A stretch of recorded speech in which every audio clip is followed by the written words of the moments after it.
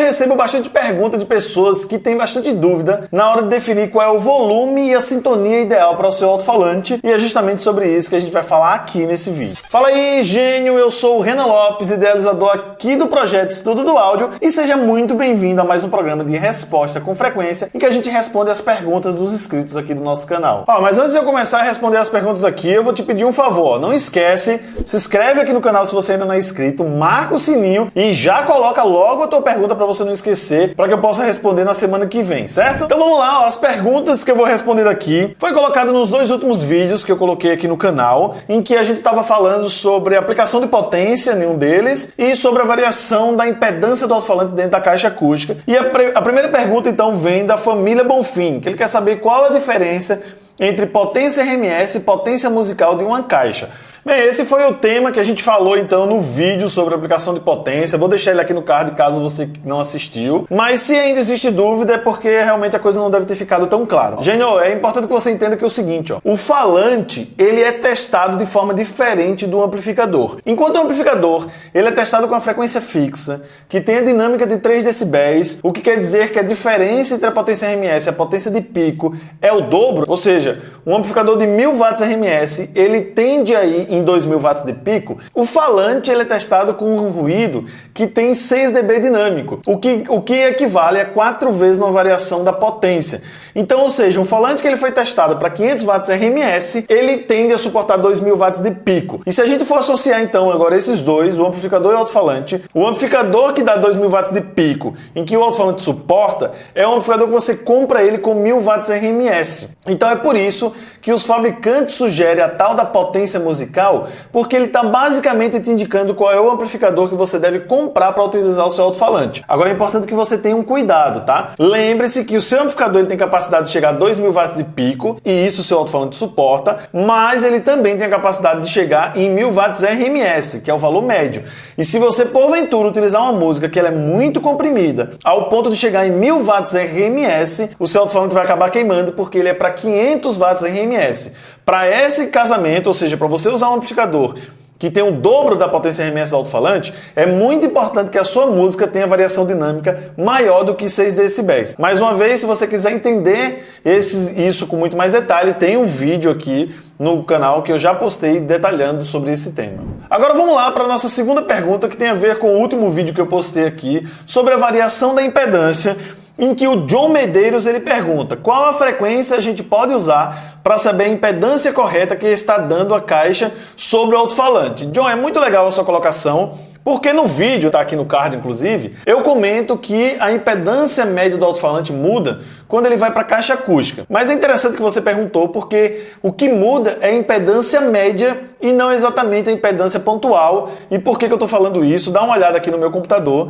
Isso aqui, e por favor não se assuste, mas isso aqui é uma curva de impedância de um alto-falante. Se você observar, a gente tem aqui um gráfico que é a escala ômica em razão da frequência, tá? Então aqui nós temos de 20 até 20 mil Hz, que é a capacidade que nós podemos ouvir, e aqui nós temos então o que é a escala de impedância, né, que está dado em ohms. Se você observar, aqui em 20 Hz, né, a gente tem um ponto, né, que está basicamente entre 20 e 10, que daria algo perto de 10 ohms. Depois ela sobe, chega no pico, que é o pico da ressonância do alto-falante, que é a frequência de ressonância do alto-falante, está quase em 60 ohms. Depois esse negócio mergulha, a gente tem o que a gente chama de impedância mínima, está ali um pouquinho abaixo do 10, perto dos 8 ohms, é um falante de 8 ohms, e depois ela explode de novo e decola lá na alta frequência, subindo a impedância novamente. Então é interessante a sua pergunta, porque se você observar aqui no gráfico, a curva de impedância do alto-falante varia de acordo com a frequência. O que eu comentei no vídeo passado foi sobre a impedância média, ou seja, é uma razão entre essa variação total da curva de impedância. Agora, é legal que você fique antenado que se você usar uma frequência fixa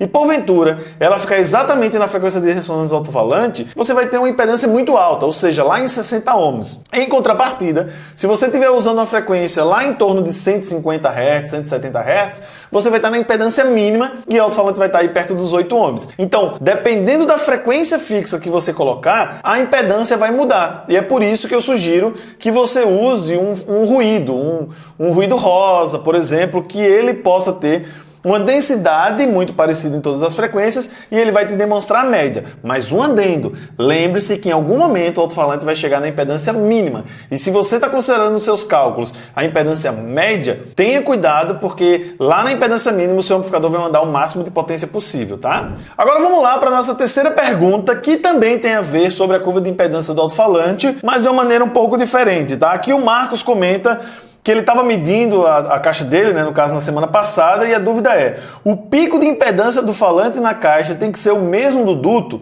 Notei que fazendo isso a caixa é sintonizada na FS do falante.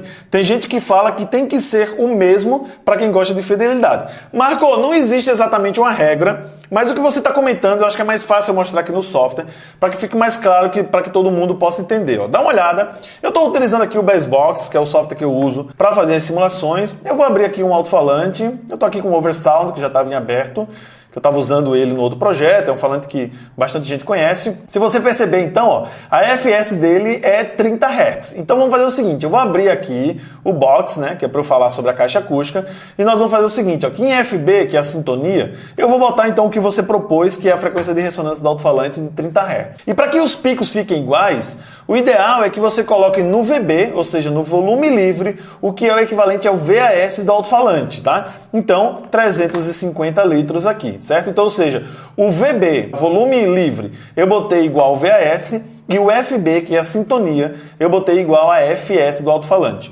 Quando eu dei um accept aqui e eu pedi para plotar, perceba que na curva de impedância acontece exatamente o que você comentou. Os dois picos estão exatamente iguais, tá?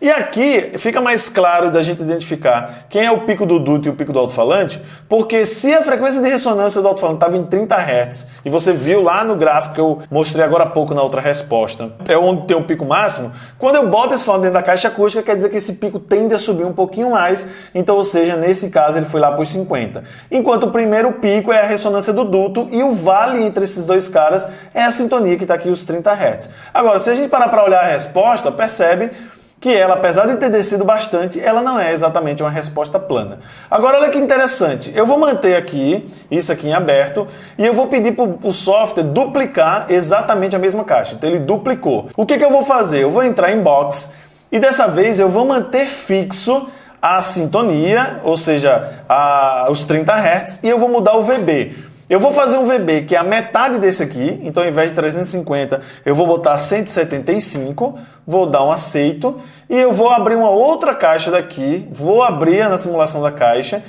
e ao invés então dos 350, né, que estava na primeira simulação, eu vou botar o dobro dela e vou botar aqui então 700 e eu vou aceitar. Se eu pedir para plotar então a caixa, que é a metade do volume, a sintonia continua a mesma, ou seja, 30 Hz, mas o volume é a metade, na hora que eu pedir para plotar, note que os meus picos se afastaram, mas também continuam o mesmo. Em contrapartida, na resposta, ó, eu perdi um pouquinho da baixa frequência. Já a caixa maior, ou seja, que é o dobro do VAS do alto-falante, na hora que eu pedir para ela plotar, eu vou voltar aqui na impedância, olha, os picos se aproximaram e ela ganhou um pico lá na baixa frequência. É interessante que você entenda que, se a sintonia for a mesma, volume grande aproxima os picos e o volume pequeno afasta os picos. Isso é uma dica bem legal aí para quem quer projetar caixas acústicas. E os picos permanecem exatamente na mesma altura. Mas se você for observar na resposta, eu não tive exatamente o que a gente chama de uma resposta fiel. Agora nós vamos fazer o contrário aqui, ó. Eu vou abrir uma outra caixa daqui, vou clicar em Box e dessa vez a gente vai fazer o seguinte, eu vou manter fixo o VAS do alto-falante, só que ao invés de 30 Hz, eu vou descer a sintonia para 20, certo? Eu vou aceitar e eu vou abrir uma outra caixa que eu também vou manter igual ao VAS, só que a sintonia eu vou agora jogar para 40. Então, ou seja, deixa eu limpar aqui, tá? Quando eu clico com o botão direito e Clean All Graphics, eu vou botar então ó, essa caixa daqui, que é a caixa que tem o VAS de volume e o FS de sintonia. Eu vou plotar essa daqui, ó, que agora o que acontece, o volume é o mesmo, só que a sintonia é mais baixa, então o primeiro pico diminuiu, o segundo pico aumentou, e agora eu vou manter o mesmo volume, só que a sintonia é mais alta. Então, ó, o primeiro pico ficou mais alto, o segundo pico ficou menor. Já nas respostas, se você observar, a primeira resposta em vermelha é VB igual a VAS e FS igual a FB, né, a sintonia.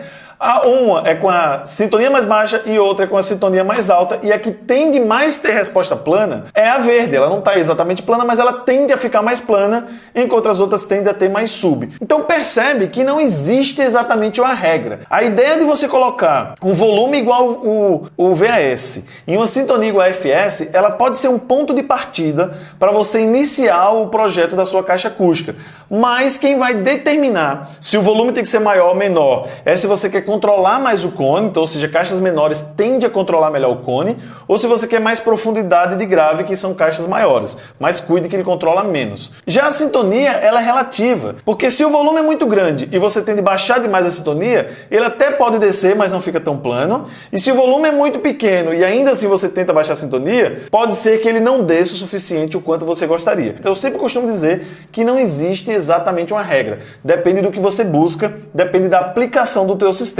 Agora, Gênio, deixa eu te falar um negócio, ó. Eu sei que aqui pode parecer um pouco complexo, porque é difícil falar de algo técnico sem mostrar disso daqui, mas se você quiser se especializar um pouquinho mais no assunto, eu tenho um curso 100% online sobre projetos de caixas acústicas, que fala bastante sobre o Bassbox e como você pode medir a curva de impedância utilizando equipamentos baratíssimos aí. Então, ó, tem o meu link aqui embaixo, vai lá, caso você tenha interesse em participar desse treinamento. E ó, deixa eu já mais uma vez te pedir o seguinte, ó, se tá curtindo esse material, quer me ajudar, não deixa de colocar os teus comentários, quais são as tuas dúvidas, inclusive se tiver dúvida sobre o assunto que a gente falou, para que a gente possa te ajudar aí, coloca aqui nos comentários, não deixa de participar, porque eu trago o vídeo então na semana que vem. Obrigado por ter estado comigo até agora, um grande abraço e até depois. Valeu, gênio!